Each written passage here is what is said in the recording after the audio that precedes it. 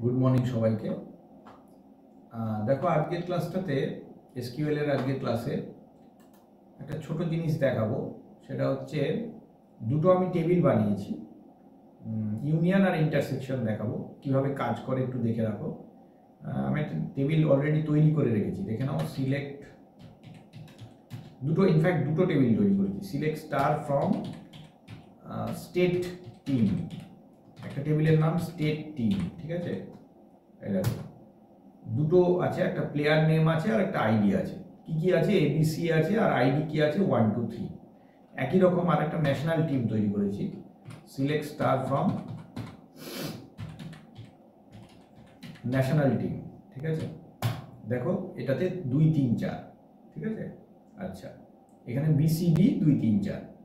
তো দুটো টেবিলের মধ্যে কমন একই জিনিস দেখতে পাচ্ছ, প্লেয়ার নেম আছে আর আইডি আছে। তো এটা তো হয়ে থাকে স্টেট টিমের আর ন্যাশনাল টিমের প্লেয়ারদের মধ্যে কিছু কমন প্লেয়ার থাকে না, সেই রকম জিনিসটা। তো আমরা এখান থেকে একটা কাজ করি, প্রথমে দেখি যে দুটো টিমের প্লেয়ারদের নাম মিলিয়ে দেখব যে মানে টোটাল কতগুলো প্লেয়ার স্টেট এবং ন্যাশনাল টিম মিলিয়ে খেলছে, সেটা দেখব। কি করব? select star from national team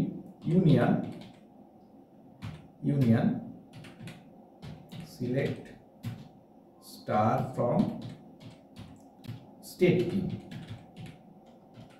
এটা হলে কি হবে, দুটো টিমের যে মানে টোটাল প্লেয়ার কজন খেলছে সেটা আমরা দেখতে পাবো। হ্যাঁ, তো দেখো এই দেখো 1 2 3 4 চারজন টোটাল প্লেয়ার আছে, 1 2 3 4 ABCD, ঠিক আছে।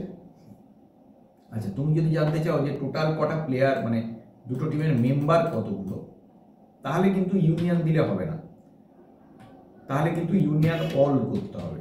ইউনিয়ন অল মানে তাহলে তোমাকে কি হবে, দেখো টোটাল 6টা মেম্বার হচ্ছে দুটো টিম মিলিয়ে, সেইটা আমি দেখিয়ে দিলাম ইউনিয়ন অল লিখলে, ঠিক আছে। এইবার ধরো তুমি চাও যে দুটো টিমের কমন প্লেয়ার কারা আছে সেইটা দেখতে চাও, সেক্ষেত্রে কিন্তু আমাদের ইউনিয়ন করলে হবে না, সেক্ষেত্রে আমাদের ইন্টারসেকশন করতে হবে। কি করব? দেখো যে জায়গাটা ইউনিয়ন লিখেছিলাম ওই জায়গাটাতে ইন্টারসেক্ট লিখব। ইন্টারসেকশন পুরোটা লিখতে হয় না, ইন্টারসেক্ট লিখলেই ইন্টারসেকশনের কাজ হয়।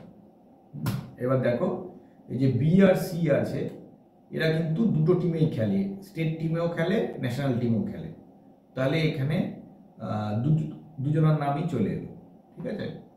তাহলে এইভাবে আমরা ইউনিয়ন, ইন্টারসেকশন, তারপর ইউনিয়ন অল, এই অপারেশনগুলো করতে পারি। কিন্তু খেয়াল রাখবে দুটো টেবিলেরই কিন্তু অ্যাট্রিবিউট একই হতে হবে, ডেটা একই রকম হতে হবে, ঠিক আছে। সে আলাদা ডেটা হতে পারে কিন্তু এরকমই প্লেয়ার নেম আর আইডি একই হতে হবে, তা না হলে কিন্তু ইন্টারসেকশন বা ইউনিয়ন ঠিক মতো কাজ করে না, ঠিক আছে। তো আজকের এই ক্লাসটা ছোট ক্লাস, এই ক্লাসটাতে শুধু ইন্টারসেকশন আর ইউনিয়নটা দেখালাম।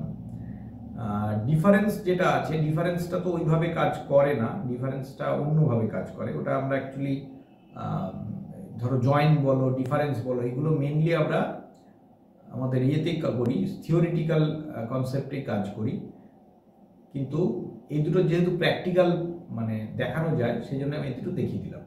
যাদের ভালো লাগলো অবশ্যই লাইক করবে, কমেন্ট করে জানাবে প্রশ্ন থাকলে। আবার পরের ক্লাসে দেখা হবে। থ্যাংক ইউ সকলকে। প্রত্যেকটা ক্লাস অ্যাটেন্ড করো, ভালো লাগবে, নিশ্চয়ই ভালো লাগবে।